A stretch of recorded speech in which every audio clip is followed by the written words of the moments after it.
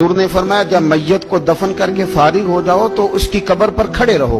खुद हुजूर भी कब्र पर खड़े रहते दफन करने के बाद, और फरमाते इसके साबित कदम रहने की दुआ करो, इसलिए कि अब इससे सवाल जवाब होंगे, अब फरिश्ते इसकी कब्र में आएंगे, अब इससे पूछेंगे, अब इसके साथ वो इम्तिहान होगा, तो इसके लिए दुआ करो, कब्र पे खड़े होके दुआ मांगो।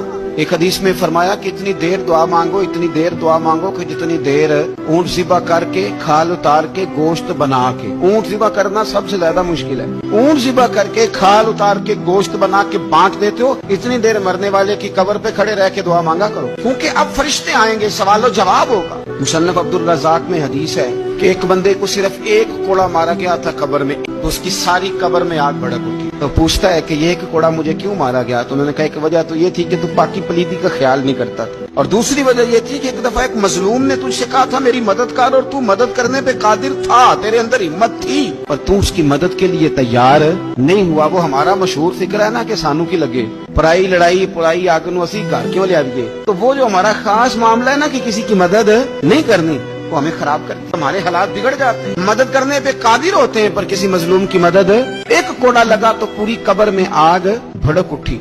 अज़ाबे कब्र से अल्लाह की पनाह मांगी जाए, डरा जाए, और आखिरत के लिए कब्र के लिए तैयार। कुरान मजीद ने कहा वैज़ल कुबूर बुसिरत, जब कब्रें कुरेदी जाएंगी ना, अलिमत नफ्सुम मा क़द्दमत व अख़रत, फिर हर जान जान लेगी कि उसने आगे क्या भेजा और पीछे क्या छोड़ा। मेरे अजीज, अपनी कब्र के लिए, अपनी आखिरत के लिए फिक्र करें, तैयारी करें।